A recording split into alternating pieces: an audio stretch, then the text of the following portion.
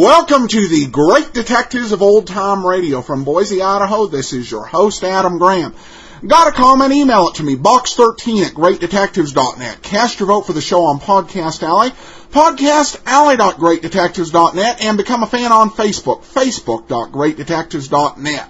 Well, I have a few things to discuss. I'm not going to way down the start of the program, but be sure to listen after. I realized that yesterday when I announced the shows we were going to be doing on Tuesday, I stopped after I told you about the Candy Matson versus Nero Wolf contest we're going to have coming up in September. But even with Father Brown and that show, we still won't be all the way through the 2010-11 season. So I'll let you know about the other shows we have coming up.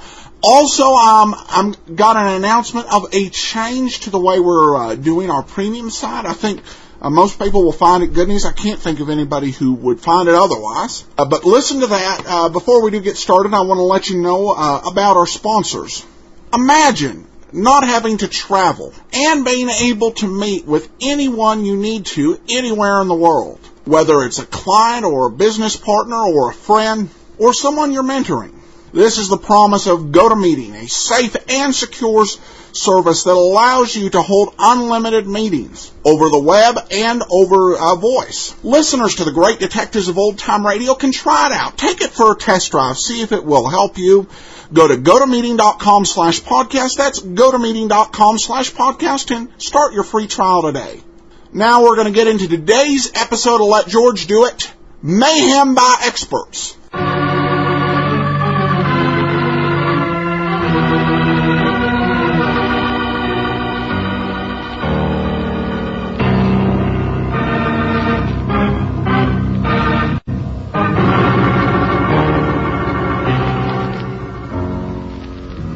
Standard of California, on behalf of independent Chevron gas stations and standard stations throughout the West, invites you to Let George Do It. Mayhem by Experts, another adventure of George Valentine. Personal notice, danger's my stock and trade. If you're coming up for the third time and need somebody's help, call on me, George Valentine. Write full details.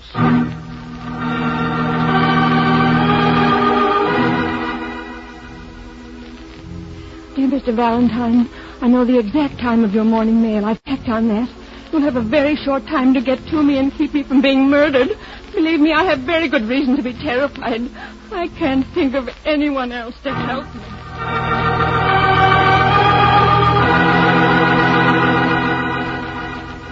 Anyone else to help me, and I'll do my best to make it worth your while. Be sure to come alone, otherwise there's nothing you can do for me. And it's signed Madge Damon. Uh-huh. Well, we've gotten a few cockeyed letters, Brooksy, but this one belongs in a showcase. We got a deadline, no less. But suppose the mailman decided to stop off at the drugstore for a cup of coffee. Well, this man seems to have unwavering faith in our postal service. Here, let me see that letter. 426 Duane Street. George, that's a full half-hour's drive from here. If you make every light. Sit tight, Angel. I'm going to find out what this is all about.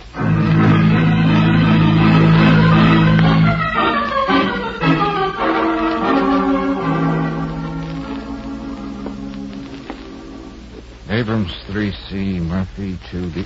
Well, here we are in Damon. Come on, lady, answer, will you? No use trying the hall phone, mister. What? Ain't been working for years. Being a janitor, I ought to know. Maybe I ought to think about fixing it one of these days. Yeah, well, don't work too hard, Buster. I want to get to 4C. Where's the elevator? Over there. But may as well warn you, young fella, tain't working. Huh? Another thing I ought to get around to fixing one of these days. Okay, I'll walk. I'm in a hurry. Something fierce the way work piles up on a man's back.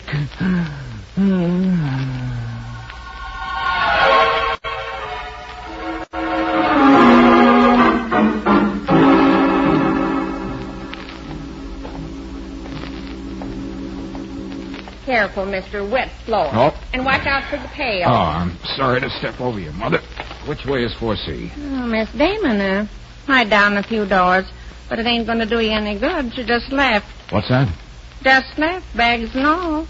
There was a dark, tough-looking fella going out with her. She didn't happen to mention where she was going, did she? Oh, look out, mister, you don't get slopped with the mop. Oh, okay, Mother, okay. But I asked you a question, remember? Well, come to think of it, I do happen to remember she said she was going to Union Station. She looked mighty like she was crying. Well, tell me something else. What does this Miss Damon look like? What's she wearing? Oh, she's blonde, in a dark sort of way. Short, but not one of them real short kind, mind you. She's, great.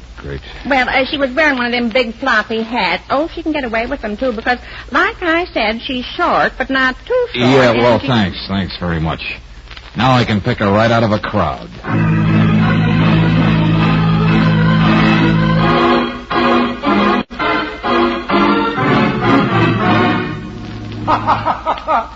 Oh, Miss Brooks, this is wonderful. Valentine called you from the Union Station, huh? Oh, brother, that means he didn't catch why. If you'll stop splitting your sides for a minute, Lieutenant Riley, I'd like to know what this is all about.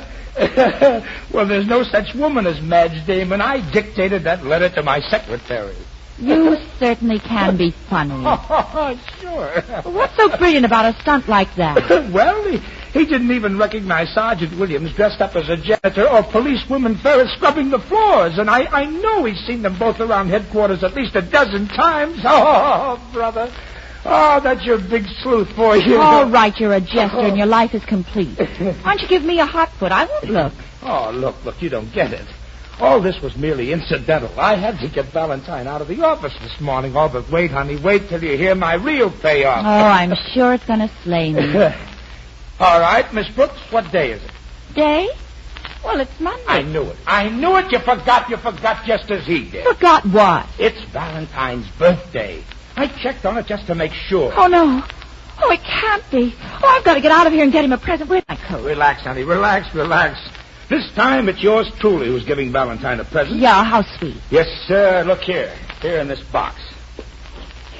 A birthday cake? Yes, sir. And in just a few minutes, five top-notch mystery writers, all big shots in the field, are going to be here to attend Valentine's surprise birthday party. Mystery writers?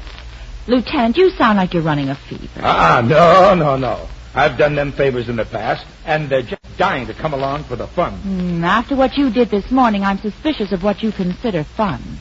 Come on. Where's your sense of humor?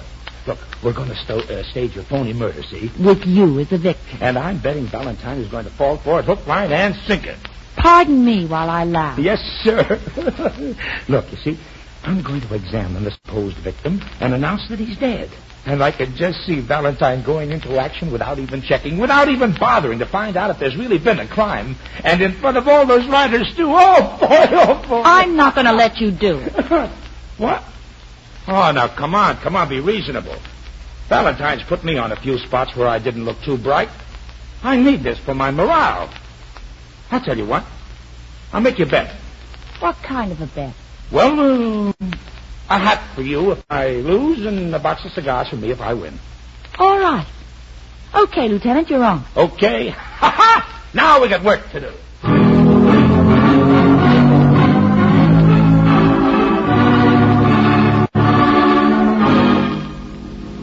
Miss Brooks, I want you to meet Steve Barry.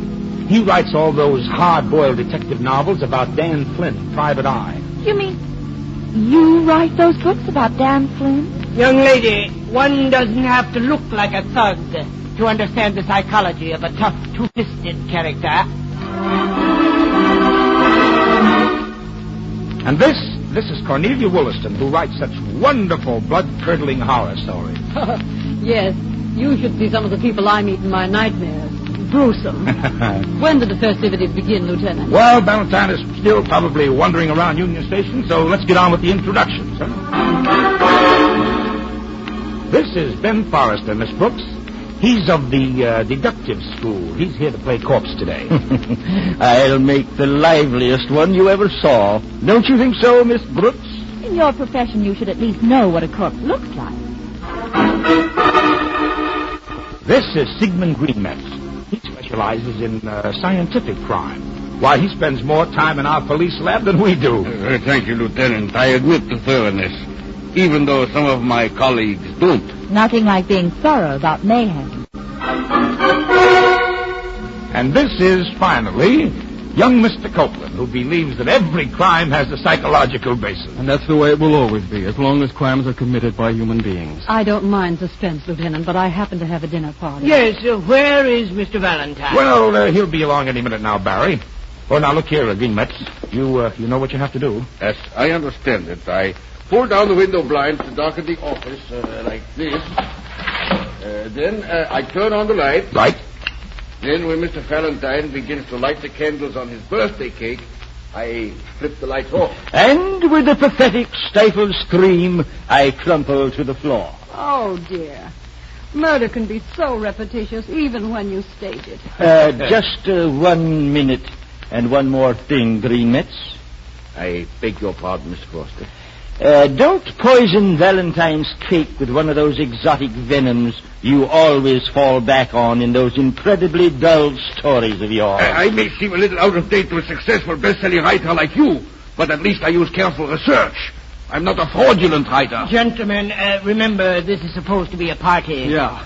Cut it out, Green Metz. I don't like people to laugh at my work.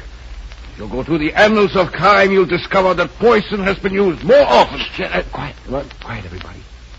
I think I just heard Valentine come in the outside office. I still think I'm going to win that hat. Hey, Brooksy. You know that letter I got this morning? Well, did you find Madge Damon? Hey, Brooksy, what is this?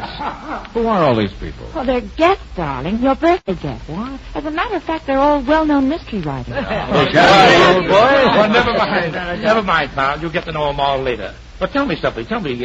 What about the janitor and the scrub woman? Didn't you recognize Williams and Mrs. Ferris, huh? Lieutenant, I gotta hand it to you. You had me coming and going. No hard feelings, huh? Look here. Look, I provided a cake and some refreshments, so come on, let's celebrate. Okay, I'm just in the mood. Go on, George, light the cake. Off with the lights, Green Metz. Very well. Oh, this is nice and cozy. Oh, say, I don't even have a match. Here, use my lighter. That's the idea, Miss Williston. Hurry up, Valentine.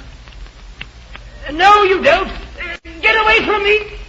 Oh, what was that? What happened? It sounded like Forrester. What's going on here? Hey, you, Green Metz, get those lights on. Forrester. Well, what's the matter with him? Why is he lying there like that? Don't stand there, Barry. Help him up. Somebody better get a doctor. Wait a minute. Don't touch him. Let me have a look at him. Oh. We'd better get the coroner. What? This man's dead. Lying on his face with a dagger in his chest. Dead? What are you talking about? Who wanted to kill What are you Foster? saying, Lieutenant? Well, what's the matter, Valentine? Aren't you interested? This happened in your office. Oh, I'm quivering like a leaf. I think the only thing that'll calm me down is a piece of cake. What? Tell your stooge to get up, Lieutenant. This whole setup is as crooked as a worm in an apple. Oh, darling, I love you. Oh, nuts. I get a new Best laid plans of mice and men. Your little joke didn't work, Lieutenant. He was too smart for it. Yeah, when I get taken for a ride in the morning, I try to smarten up come afternoon. Well, don't be such a ham, Forrester. Get up.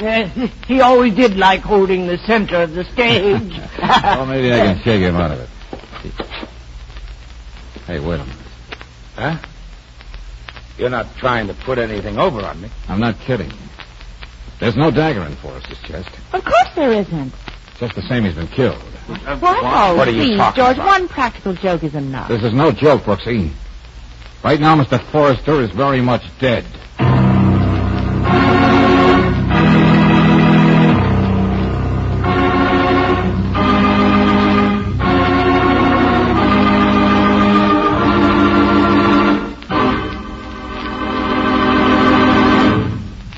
We'll return to tonight's adventure of George Valentine in just a moment. Meanwhile, let's all go back to school for a minute. Reading, writing, and arithmetic? No, sir. A lesson in motor oil from Mrs. Virgie F. Cotner, who teaches school in Phoenix, Arizona. And here's her statement, quote, "Why, it's just plain logic that a clean engine will run better and longer than a dirty engine. And that's why I prefer RPM to any other motor oil. I know it's cleaning my car's motor while it's lubricating it," unquote. And folks, that's a lesson worth remembering. For RPM motor oil not only keeps your engine cleaner, it guards against internal rust, fights off corrosion and lacquer. It protects hot spots left bare and exposed to wear by ordinary motor oils. And is there plus and minus about RPM? Yes, the plus is longer mileage, longer engine life, and the minus is fewer repair bills. So, to give your car and your pocketbook a break, get an oil drain and refill with RPM motor oil. Get it at independent Chevron gas stations and standard stations where they say and mean, we take better care of your car.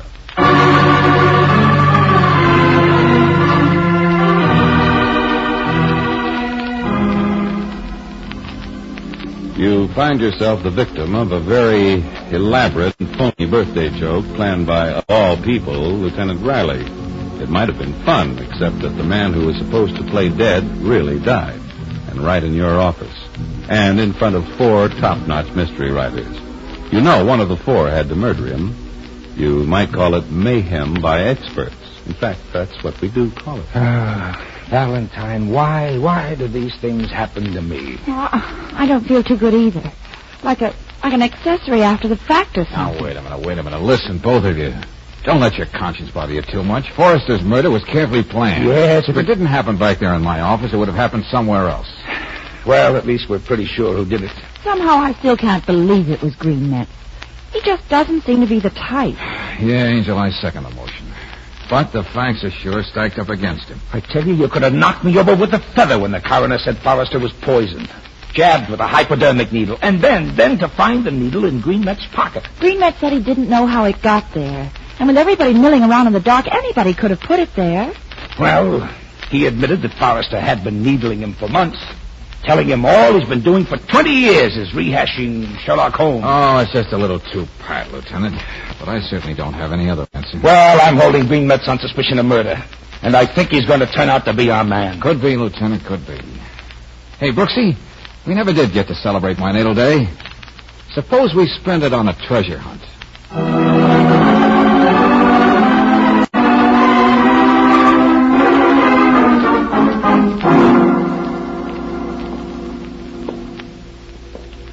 See if you can find the light switch, Angel. Okay. Well, the late Mr. Forrester's apartment has all the standard equipment, including copies of Esquire. Hold it. Huh? I crack a light under the door to the other room. You would have to be blind not to see it. Who could it be? That's what we're going to find out. Yeah, somebody's there looking for something he's got to have. He's not missing a trick. George, the light just went out. That's when I go in. Stay where you are, Brooksy. Okay, but I don't have to like it. Okay, Buster, I can't see you, but I know you're in there. Come on, make with the vocal cords. All right, suit yourself. You're either going to have to jump out of that window or try to get past me. Making up your mind? Well, I don't think you're going to jump, friend, so just stay put while I find a switch and we'll... No, it's not going to be the window, friend.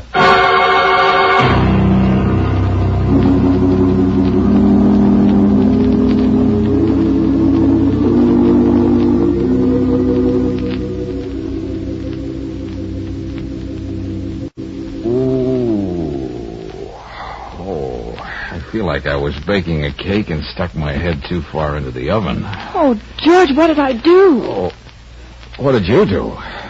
Oh, don't tell me you put this dent in my skull. No, I hit him. Huh? Yeah. That gentleman lying face down over there by the couch.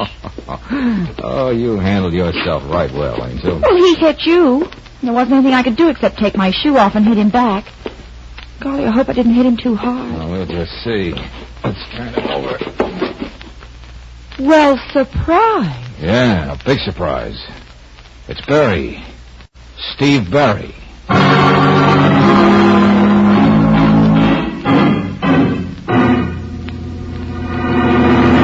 Come on, Barry. You realize your story sounds as phony as a dime store engagement ring. I know. It's the truth, Valentine. I've heard of people doing things for publicity, but not anything like this. Please, try to understand my position. There I was in your office, Valentine, at that party, the scene of the murder. Uh-huh. Well, now, what would my readers think if I, Dan Flynn's literary father, wasn't able to solve it? Oh, I can just hear the whole nation going...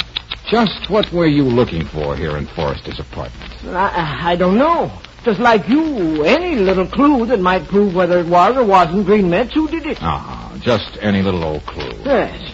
If I could find the murderer, the sales of my new book might run into millions. You know, it's just possible somebody might think you killed Forrester, and we're here trying to destroy evidence. Hey, what about that, Barry? Me? Kill somebody? Me? Why, I can't even stand the sight of blood. It makes me faint. The stories my public expects from me, all that violence. Well, you just have no idea what a strain it is on me. Well, Green Metz has his story, and you have yours. But I've told you, I'm telling the truth, and you've got to believe me. Well, I'll be able to tell you better about that later. Now go home, Barry. Put a cold compress in your head. And you, Angel, will you join me? Where now? Believe it or not, the public library. To read some mysteries.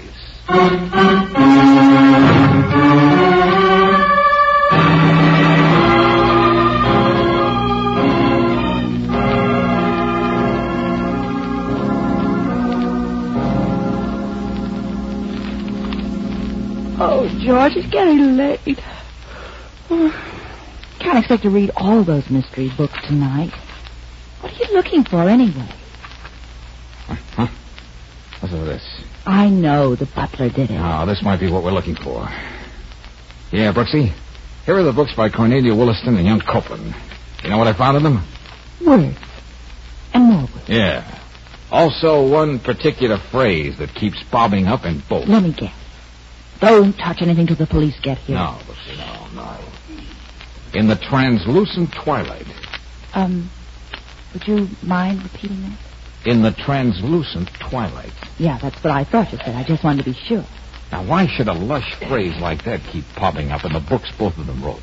So they steal from each other. One more intriguing little fact. Cornelia Williston's most successful book, The Twisted Claw, was dedicated to B.G. See? Right here in the frontispiece. To B.G., a kindred spirit with undying love. B.G.? Look at that brittle Miss Williston. You'd never think she'd go in for baby toys. A kindred spirit. And look at this book, the first one Forrester ever wrote. It wasn't signed Ben Forrester like all the later ones. It was signed B.G. Forrester. B.G. Hey, do you think... Maybe it's more than a coincidence, but I'm sending a telegram to Sweetwater, Oklahoma. Well, you know, darling, it's little streaks of logic like that endear you to everybody. The book jacket on the Twisted Claw says Miss Williston was born in Sweetwater.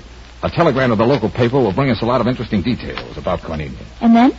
And then, I may want to pick up my birthday party where it was so violently interrupted with the same list of guests. Except, of course, the late Mr. Forrester.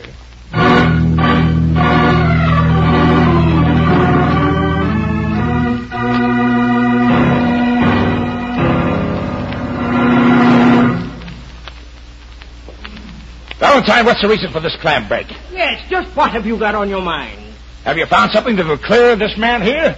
I'm coming to that, Lieutenant.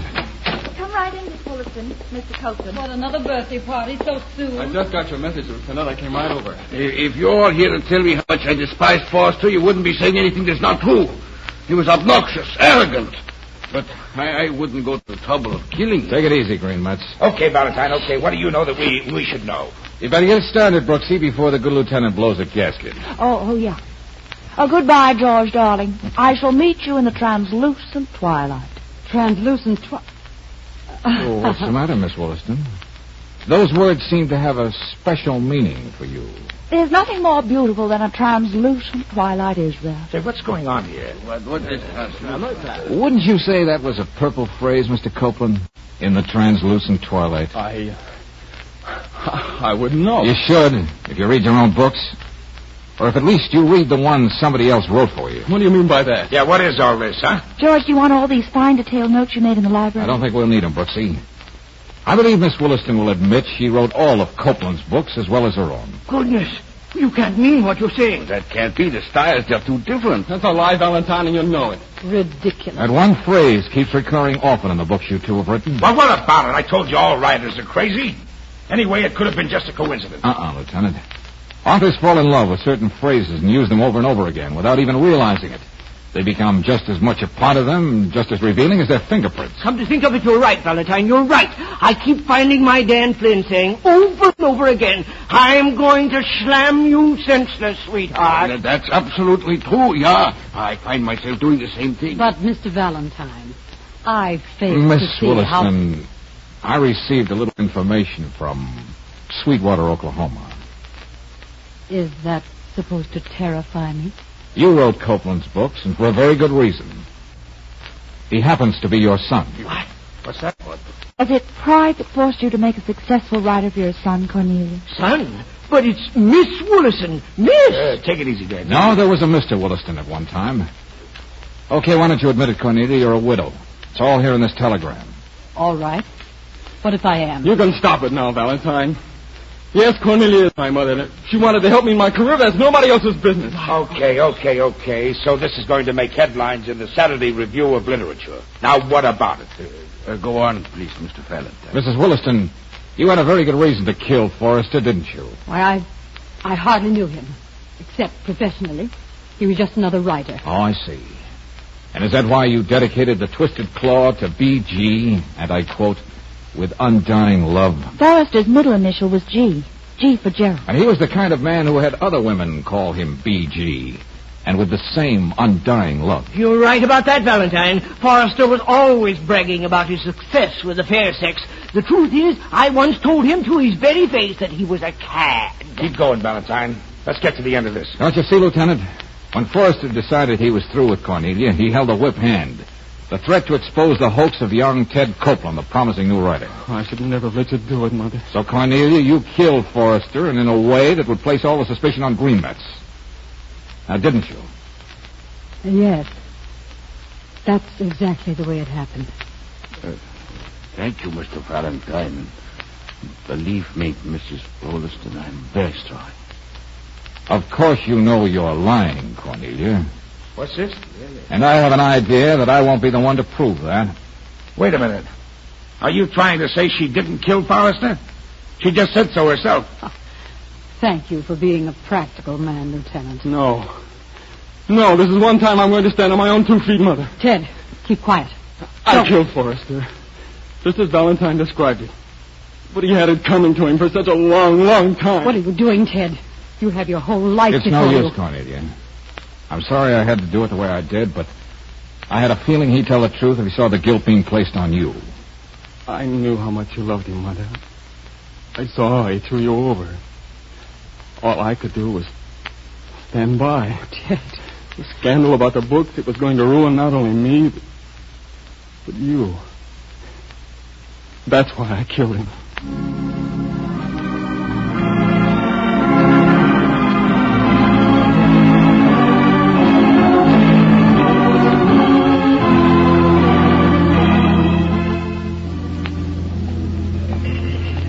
So you see, Brooksy, Greenmetz would never in a million years think of poisoning anybody when he knows he's an authority in the field. And you figured it had to be either Cornelia or Ted.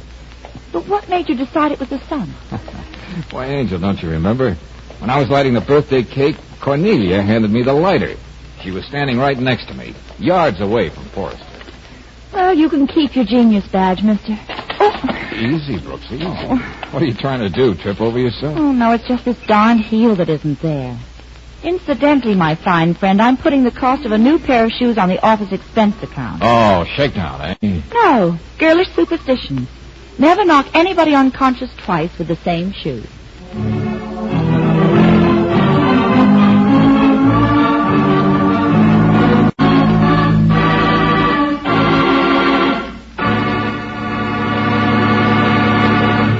Lots of times in everyday motoring when you need extra go-ahead for your car, but fast.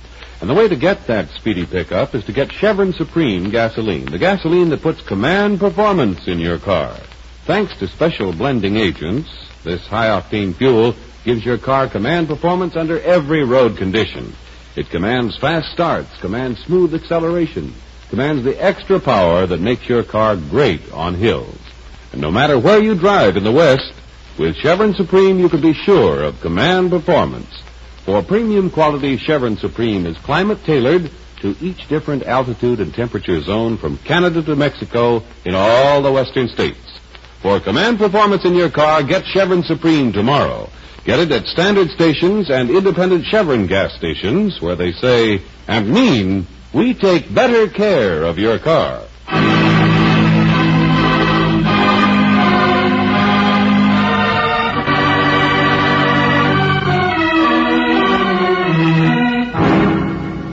Next week at this time, we pick up George Valentine on an out-of-town assignment, which begins on a train that's just pulling into Sharondale. Ain't you kind of cold out here on the platform, Jack? What? Oh, no, I'm getting off as soon as the train stops. You're getting off here, Jack. When me car things in your face with this broken bottle, I don't like the sight of blood. Hey, wait a minute, it's not gonna be my blood. Bust it off, does it? Get off! Hey! Happy landing, Jack! Stay out of Sharondale!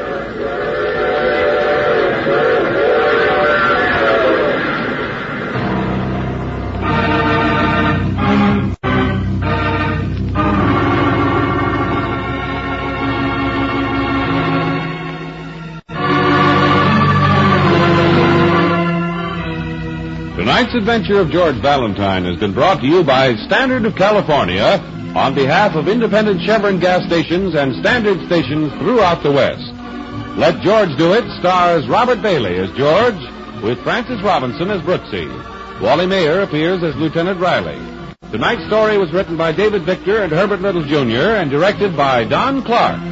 Also heard in the cast were Jeanette Nolan as Cornelia, Roland Morris as Copeland, Junius Matthews as Barry, Fred Howard as Forrester, Louis Van Ruten as Green Metz, and Ruth Parrott as the Scrub Woman.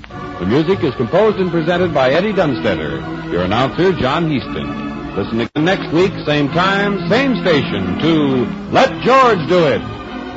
This is the Mutual Don Lee Broadcasting System.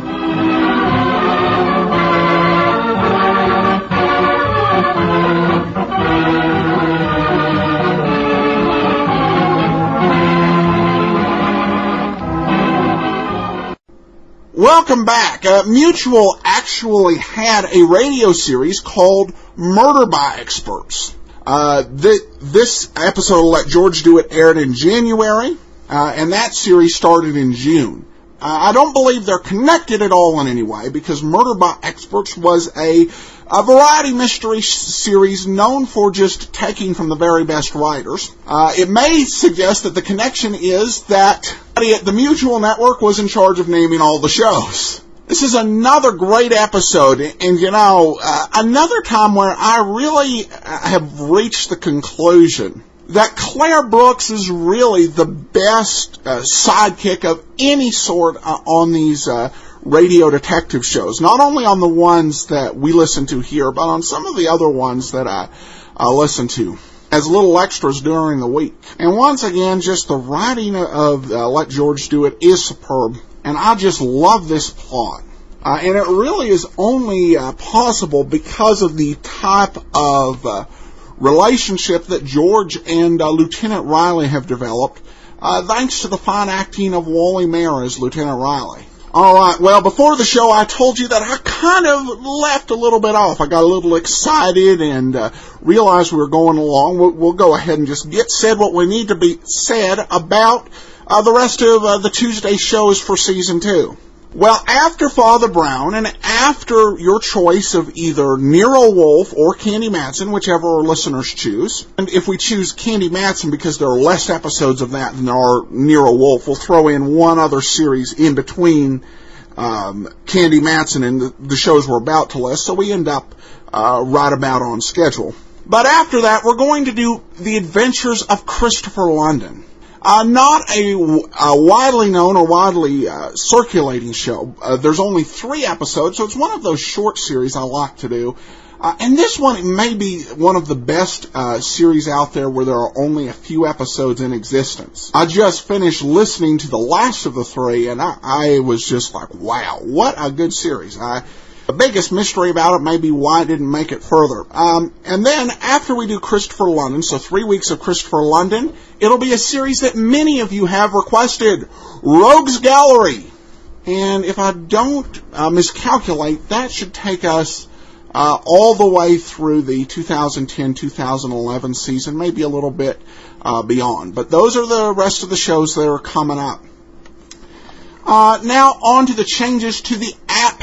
Not the app, but the extra site. We started the extra site in regards to folks who basically said, I love the sound of all the extras you're talking about, but here's the thing, I don't have an iPhone, or an iPod Touch, so I can't use it.